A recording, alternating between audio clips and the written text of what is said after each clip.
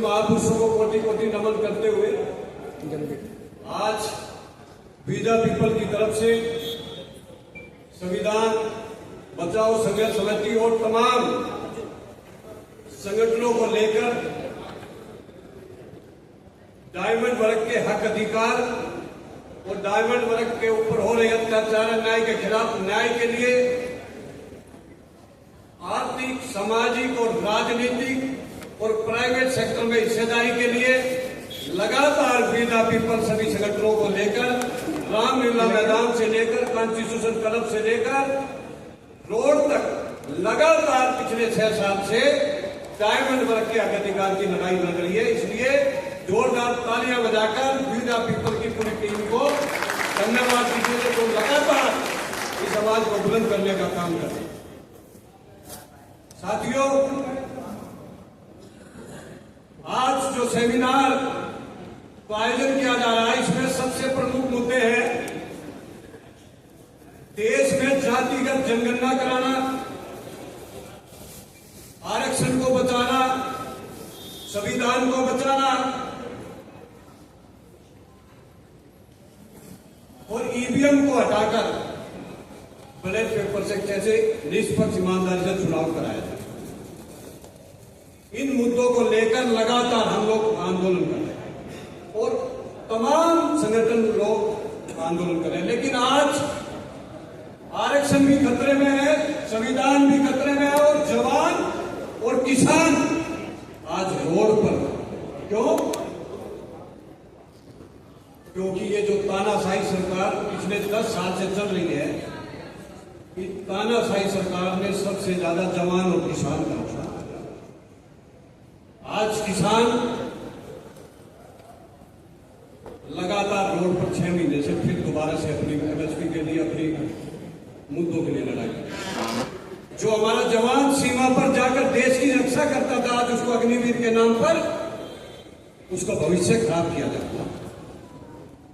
और जिस आरक्षण से आज हमारे लोग doctor, engineer, IPS, MLA, MP बनकर आज देश में नेतृत्व कर रहे हैं,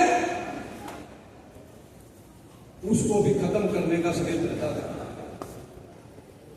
14 में यही प्रधानमंत्री ने कहा था, मैं देश नहीं बिकने दूंगा। लेकिन जब से ये आया है, गेल, बेल, रेल, हवाई अड्डा, बस अड्डा, कोई ऐसी चीज नहीं छोड़ी जिसमें हमें आरक्षण मिलता था, जिसको प्राइवेट सेक्टर में लाकर हमारे आरक्षण पर खत्म करने का काम ना किया। और आज लगातार उसकी तरफ किया। साथियों, जातीयगत जनगणना जो बिहार सरकार ने इसकी शुरुआत की और जिसकी गूंज पूरे देश में गूंज रही, और आजादी में पहली बार एक ऐसा चुनाव हुआ 2024 लोकसभा, जिसके अंदर संविधान और डायमंड वर्ग के हक अधिकार की लड़ाई, जो कभी कोई उठाता नहीं था, कोई लड़ता नहीं था उन मुद्दों पर, ये 2024 का चुनाव उन्हीं मुद्दों के ऊपर लड़ा गया है। लेकिन संविधान हाथ में लेकर और बड़े बड़े मंच पर हमारे मुद्दों को उठाकर करने से बात नहीं बनी। अब की बार लोकसभा चुनाव के अंदर हमारे वोटरों ने, साइलेंट वोटर ने, बहुजन समाज के वोटरों ने ऐसी सरकार चुनी है जो अस्थायी सरकार है, जिसकी तानाशाही अब खत्म हो गई। और ये सरकार पूरे 5 साल नहीं चलेगी अगर हम डायमंड वर्ग के लोग सभी संगठनों को लेकर अगर राष्ट्रव्यापी आंदोलन किसानों की तरह खड़ा कर देंगे, तो किसी की हिम्मत नहीं जो डायमंड वर्ग के अधिकार को छीन ले, जातीय जनगणना ना हो। क्योंकि ये जातीयगत जनगणना इसलिए जरूरी है, जो आजादी के 76 वर्ष में जो 10% के सामंतवाद लोग कब्जा जमाए बैठे हैं, चाहे न्यायपालिका हो, राजनीति हो, चाहे कार्यपालिका हो, प्राइवेट सेक्टर, आज 10% के लोग 90% देश की उन सरकारी संस्थानों को कब्जा जमाए बैठे हैं। उनकी पोल खुल जाएगी। इसलिए वो सामंतवाद लोग नहीं चाहते कि ये जातिगत जनगणना हो, इसका विरोध करते हैं। लेकिन अगर हम इसी तरीके से लोग सब आंदोलन के रूप में लगे रहे, तो वो दिन दूर नहीं, जातीयगत जनगणना होकर जिसकी जितनी संख्या भारी उसकी उतनी हिस्सेदारी ना मिले। ये हमें आंदोलन करना पड़ेगा, हमें रोड बंद करना पड़ेगा। अपने महापुरुषों के संघर्ष को देखते हुए हमें उनके बराबर चलना पड़ेगा, तब जाकर हमारे मुद्दों का हल होने का काम होगा। इसलिए साथियों, मुद्दे बहुत हैं। मैं कम समय में इतना ही कहना चाहता हूं कि आज एक बड़ा आंदोलन खड़े करने की जरूरत है और उसके लिए विविधा पीपल सभी संगठनों को लेकर जल्द ही एक राष्ट्रव्यापी आंदोलन खड़ा करके डायमंड वर्ग के हक अधिकार को दिलाने का काम करेंगे। जय हिंद, जय भारत। दरअसल नौकरियों की बात तो हम पिछले 75 साल से कर रहे हैं और नौकरियों में आरक्षण की शुरुआत हुई है, पूरी नहीं हुई है, लेकिन उसमें शुरुआत तो हुई है। पर एक हिस्सा है जिस पर हम लोगों ने बात ही नहीं की, ना सोशल जस्टिस के एक्टिविस्टों ने बात की, ना नेताओं ने बात की। मैं एक नई प्रस्तावना करने आया हूं, आप लोग ध्यान से सुने। मुझे लगता है एक नई दिशा यहाँ से तय होगी और मैं रिक्वेस्ट करूंगा, मेंबर ऑफ पार्लियामेंट्स बैठे हैं, इलेक्टेड मेंबर्स बैठे हैं, ये बहुत जरूरी मुद्दा है जिसके ऊपर हमें ध्यान देना चाहिए। दरअसल क्या है, देश के अंदर जो संसाधन है उसको आम जनता तक पहुंचाने के दो साधन। एक तरीका है उनको नौकरी दीजिए सरकारी संस्थानों में और उससे जो उनकी आय होती है उससे उनके घर में कुछ आर्थिक मदद पहुंचती है। और दूसरा तरीका है जो सरकारी संस्थानों से जारी होता है, वो है सरकारी ठेका। मैंने एक आंकड़ा प्रस्तुत किया है, आपके सामने होगा। कितने % हिस्सा, मान लीजिए कि भारत की आय 100 रुपए है, तो 100 रुपए में कितना रुपया नौकरी के नाम पर जाता है? वो मात्र 5 रुपया। 5% टोटल ग्रॉस डोमेस्टिक प्रोडक्ट होता है, सकल घरेलू उत्पाद जिसको बोलते हैं, उसका 5% हिस्सा जाता है। और उस 5% में से आधा हमारे घर में जाता है, क्योंकि हमें 50% रिजर्वेशन मिला हुआ। हमने एक आंकड़ा निकाला, ये हमारा आंकड़ा नहीं है, ये वर्ल्ड बैंक कहता है और भारत सरकार का जो पीआईबी है वहां से ये रिपोर्ट निकली है। कुल 2022-23 में भारत का सकल घरेलू उत्पाद जो था वो 340 लाख करोड़ था। और उस 340 लाख करोड़ का अगर आप 5% निकालोगे तो वो कुल बनता है 17 लाख करोड़। अगर हम ये मान लें कि हमें 50% रिजर्वेशन मिला हुआ है, तो उस हिसाब से हमारे घरों में जाता है 8.5 लाख करोड़। 8.5 लाख करोड़ 85% आबादी के लिए जाता है, बाकी 15% जो है 8.5 लाख करोड़ ले जाता है। लेकिन वो महत्वपूर्ण नहीं है, महत्वपूर्ण ये है, वर्ल्ड बैंक ये कहता है कि किसी भी देश में और खास करके भारत में कुल सकल घरेलू उत्पाद का 20% हिस्सा सरकारी ठेकेदारी में जाती है। और अगर आप 340 करोड़ का 20% निकालेंगे तो वो बनता है 68 लाख करोड़। हम अभी तक लड़ रहे थे 17 लाख करोड़ की लड़ाई, और मैं प्रस्तावित करता हूं कि हमें अब दूसरे स्टेज पर चलना चाहिए और 68 लाख करोड़ की लड़ाई में अपनी भागीदारी की बात करनी चाहिए। ये हमने एक डिटेल, कई लोगों को लग सकता है कि आखिर आप कहां से लेकर आए, तो थोड़ा सा जस्ट ये जो नौकरियों की मैं बात कर रहा हूं वो हमने निकाला है 7th पे कमीशन से। 7th पे कमीशन के हिसाब से अगर आप देखोगे, लगभग 35 लाख कर्मचारी केंद्रीय सरकार में काम करते हैं और लगभग 1.3 लाख करोड़, लगभग 132 करोड़, 1.32 लाख कर्मचारी जो है राज्य सरकारों में काम करते हैं। और हमने एक एवरेज लगाया कि 1 लाख रुपया पर मंथ उनकी सैलरी है, तो वो लगभग वही 4.2 लाख करोड़ रुपया निकल कर आता है। इस स्टेट से भी आप जोड़ोगे, वही 5% जो मैं बार बार कह रहा हूं कि टोटल जीडीपी का 5% ही आपको सैलरी के लिए मिलता है। ये कहां से जाता है ये हमने डिटेल्स दिया है, कुछ प्रमुख मंत्रालय है, मैं उसके डिटेल में नहीं जा रहा हूं, आपके स्टेज सामने दिख रहा होगा। ये दरअसल मेजर मिनिस्ट्री है जहां से लगभग 800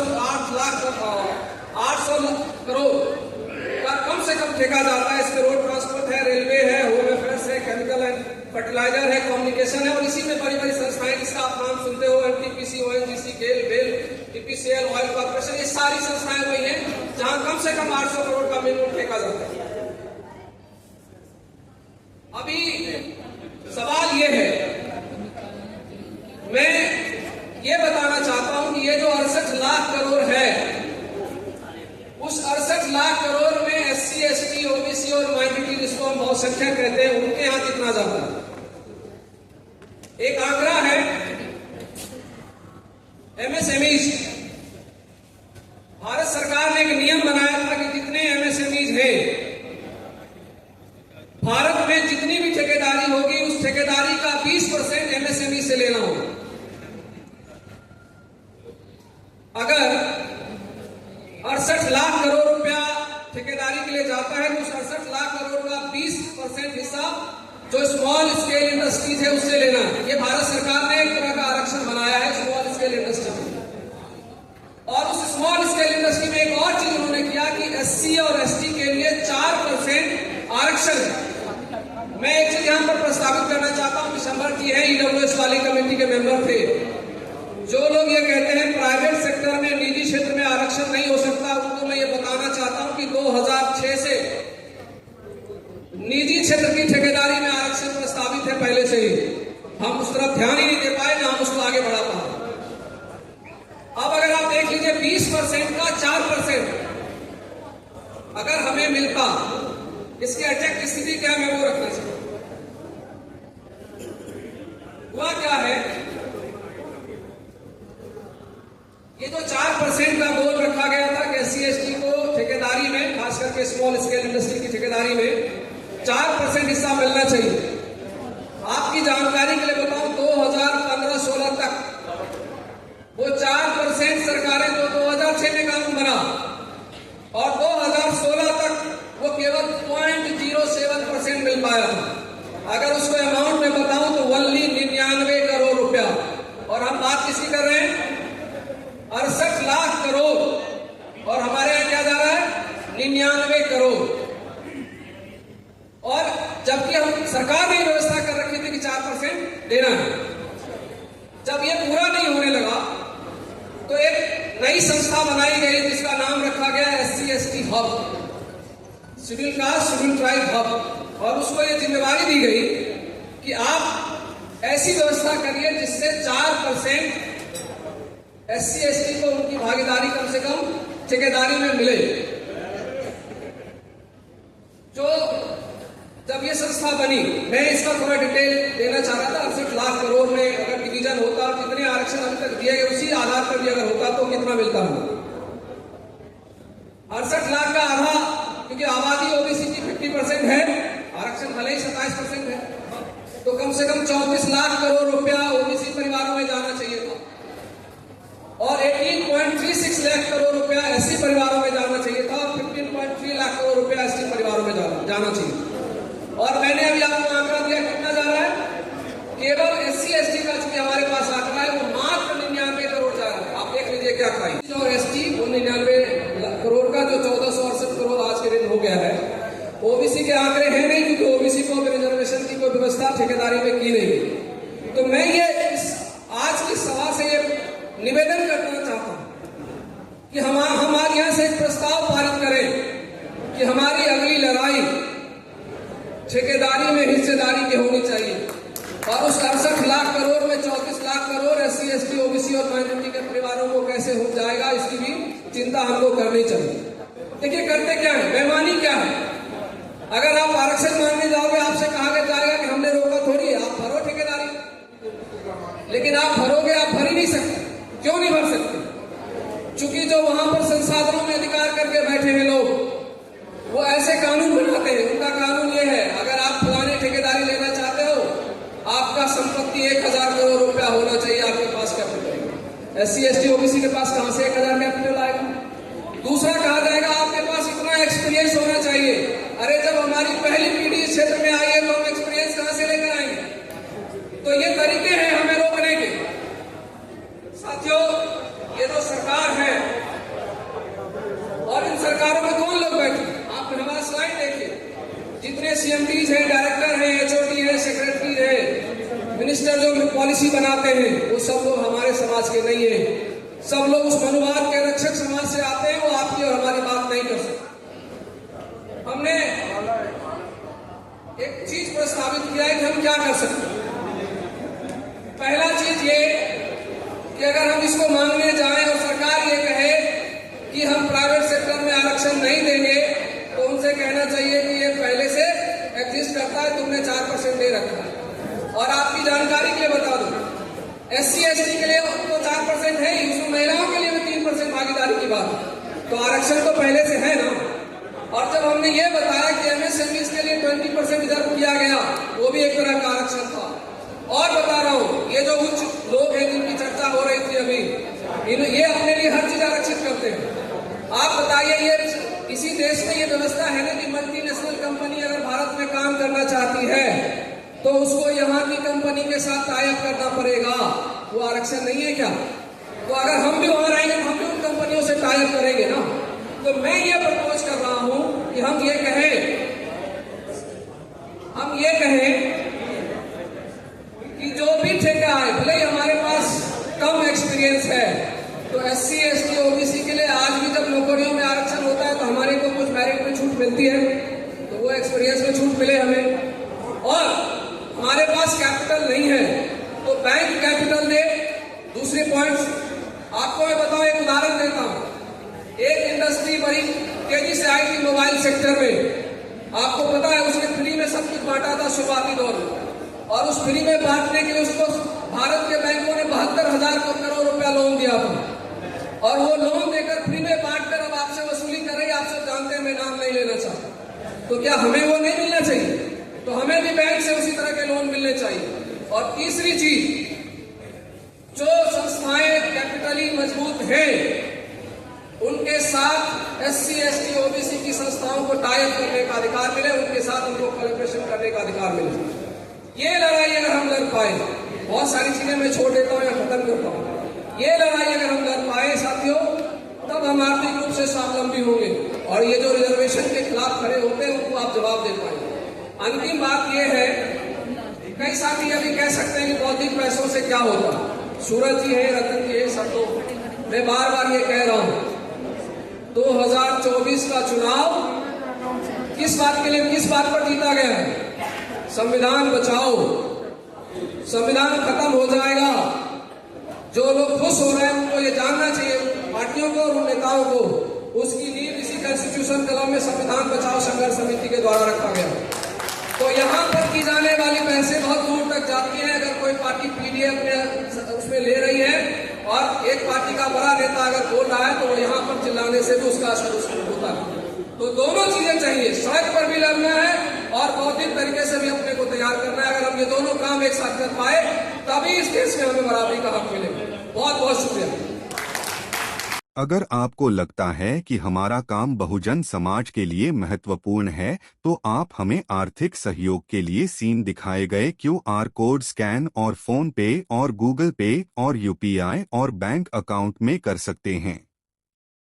फोन पे, गूगल पे 9250529129, UPI 9250529129@YBL। Bank account state bank of India AC 1042994628, IFSC code SBIN 00066563। आपका छोटा से छोटा सहयोग समाज और हमें और मजबूत करेगा, जिससे हमें बहुजन पत्रकारिता में और निष्पक्ष बनाने में मजबूत करेगा। जय भीम, जय भारत।